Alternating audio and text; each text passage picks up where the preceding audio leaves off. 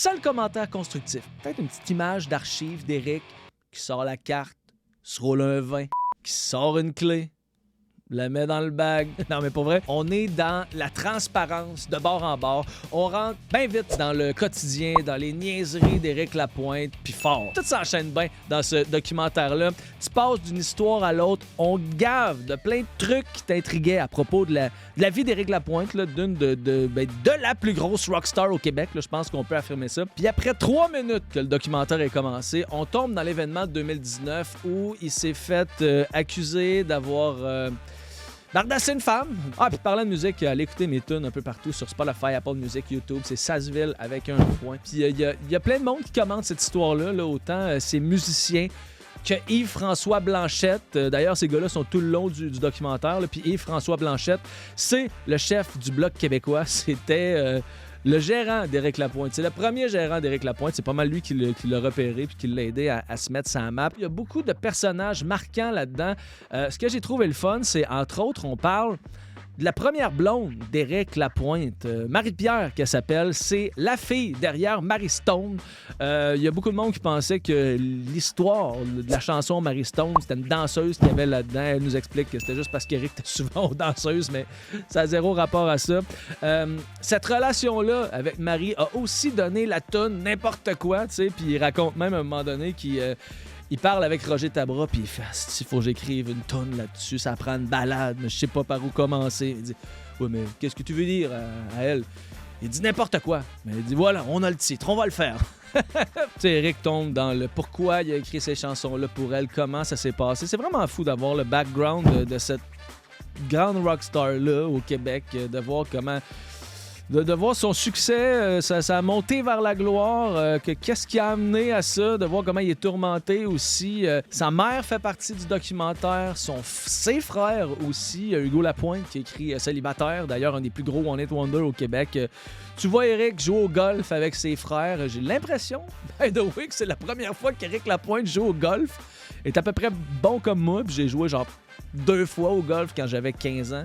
Son père aussi, qui est un gambler notoire, qui a fait des tentatives de suicide. On nous en parle dans ce documentaire-là. Donc, son père est là-dedans aussi.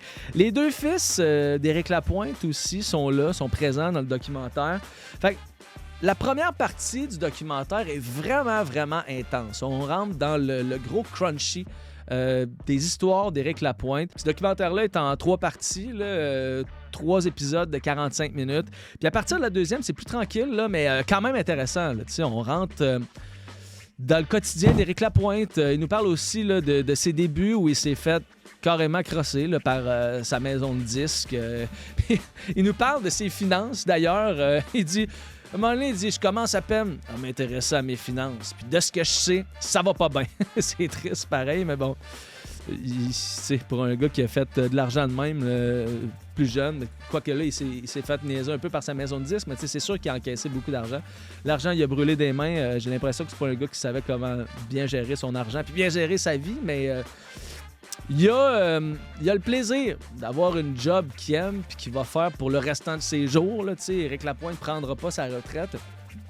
Mais bon, on nous parle aussi de la vie au chalet d'Éric Lapointe, de son mariage, de ses blondes, de sa consommation, c'est omniprésent dans le documentaire, de ses collaborations aussi. De la fois où il a fait le 400e de Québec avec Céline sur les plaines d'Abraham.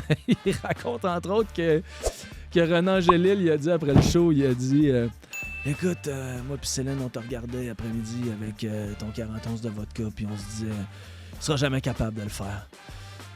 Puis après la performance que j'ai vue à soir, félicitations, le jeune, t'es bon. Tu sais, quand René Angélil t'a dit ça, t'as René qui te check aller puis qui fait man, comment ce gars-là va pouvoir monter sur le stage? C'est vraiment quelqu'un, Éric Lapointe. Il parle aussi de sa collaboration avec Johnny Hallyday, grand chanteur, grand rocker français. Il dit que Johnny Hallyday, d'ailleurs, il a donné un beau bracelet après le show. Puis ce bracelet-là est resté en prison en République dominicaine parce que Éric Lapointe s'est fait prendre pour avoir acheté de la coke en République dominicaine. Fait qu'il a passé un moment en prison, puis ils ont gardé une coupe de ses affaires. On parle de ça pas mal dans ce documentaire-là. Il a collaboré avec Luc Plamondon.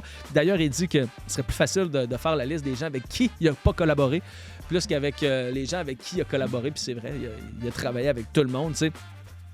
Il parle de l'accouchement de ses gars aussi, du quotidien avec ses fils. C'est beau à voir pour vrai. Puis dans le 3e épisode, justement, tu sais, son fils a commencé à faire la tournée avec, il travaille comme roadie, ou en tout cas, c'est lui qui apporte les guides, qui switch de guide pendant qu'il est sur le stage, puis il a l'air de vraiment triper. Sa mère pense qu'il va s'en aller vers ça plus tard. Il y a Garou là-dedans, il y a Caroline Néron aussi. Il a fait une ligne de bijoux avec Caroline Néron, puis c'est drôle dans le documentaire parce qu'à un moment donné, elle-même dit, je peux pas faire de ligne avec Éric Lapointe. Je sais pas s'ils l'ont coupé là, si c'était voulu ou non, mais elle parlait d'une ligne de bijoux, en tout cas. Ce qui m'a frappé dans ce documentaire-là, c'est de vraiment mettre le côté humain là, d'Éric Lapointe. Tu sais, des fois, on regarde les rockstars puis on fait leur vie a l'air cool, leur vie a l'air parfaite, ils sont au top, ça roule, ils ont l'air heureux, mais non. Puis ce qui domine tout le long, c'est la passion. Surtout la dope, mais aussi la passion pour la musique,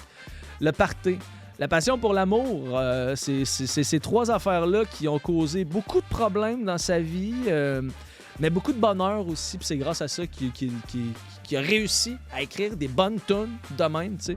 Toutes les émotions qui ressortaient de cette passion-là. Plein d'images d'archives aussi dans le temps des années 90. Moi, ça me rend nostalgique parce que je les ai vécues ces années-là. Je les ai entendues, les premières tunes d'Éric Lapointe à la radio. Puis tu sais, même les tunes d'Éric Lapointe qu'on a là-dedans, à chaque fois, j'étais comme « Ah, c'était bon, ça!